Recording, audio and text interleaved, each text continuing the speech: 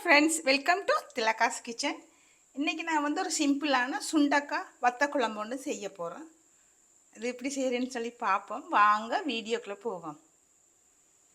கடுகு தாளிக்க கடுகு சேர்க்குறோம், வெந்தயமும் சேர்க்குறோம். இப்போ இது ரெண்டும் பொரியட்டும்.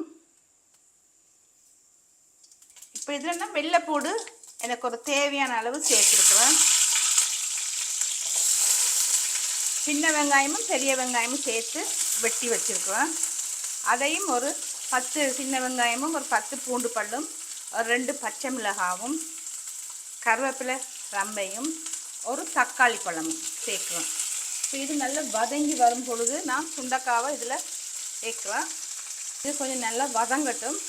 வதங்க நான் அந்த சுண்டக்காவை கழுவி க்ளீன் பண்ணி வச்சுருக்கேன். அதுக்குள்ளே இருக்கிற விதையெல்லாம் எடுத்து கழுவி வச்சுருக்கேன். இப்போ அதை நான் இதில் சேர்க்குறேன். இது இன்னும் கொஞ்சம் வதங்கணும், கொஞ்சம் கலர் மாறட்டும். மஞ்சளும் சேர்க்குறேன்,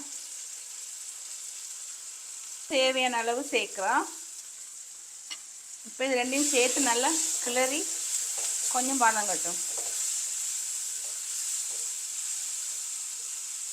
இது சரியான ஒரு சிம்பிளான ஒரு வெஜ் சைவ குழம்பு. வெஜ்ஜ சுண்டைக்காய் இதுக்குள்ள நான் சேர்க்குறேன்.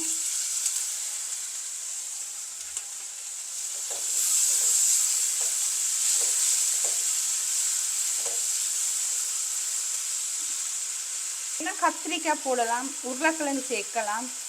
எங்களுக்கு என்ன வெஜ் விருப்பமோ மரக்கறிகள் விருப்பமோ அந்த மரக்கறிகளை நாங்கள் இதுக்குள்ள சேர்க்கலாம். வச்ச புளி கரைசலை சேர்க்குறேன். இது ஒரு சின்ன எலுமிச்சம் பழ அளவு தான் நான் சேர்க்குறேன். ஒரு 3 தேக்கரண்டி அளவு சேர்க்குறேன், சின்ன தேக்கரண்டி அளவு. இது வந்து தேக்கரண்டி அளவு தான் இந்த ஸ்பூன்.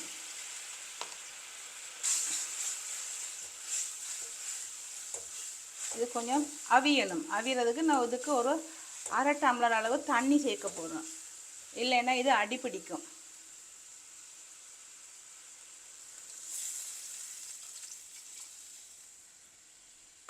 இப்போ இதுக்கு தண்ணி சேர்த்துருக்குறேன். இப்போ இந்த சுண்டக்காய் கொஞ்சம் அவியணும். மேசக்கரண்டி அளவு கட்டி தேங்காய் பால் சேர்க்குறோம்.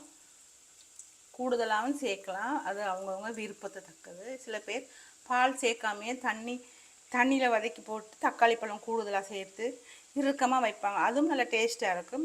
இது நான் பால் 2 மேசக்கரண்டி அளவு சேர்த்துருக்குறேன். கொத்தமல்லி இலையும் கொஞ்சம் சேர்க்குறேன். கருப்பட்டி ஒரு 2-3 பீசஸ் போடுறேன்.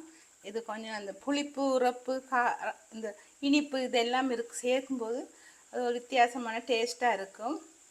இதை நான் மூடி வைக்கலை. சில நேரங்களில் மூடி வைக்கும்போது பொங்கி ஊற்றும். இப்போ நான் மூடி வைக்கலை, ஓப்பனாக தான் நான் அந்த கறியை வைக்கிறேன்.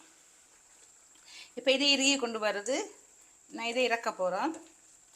இப்போ இதில் பூண்டு வெங்காயம் எல்லாம் அவிஞ்சிடுது, நல்லா வெந்திருக்கு. இப்போ சுண்டக்காவும் வெந்திருக்கு.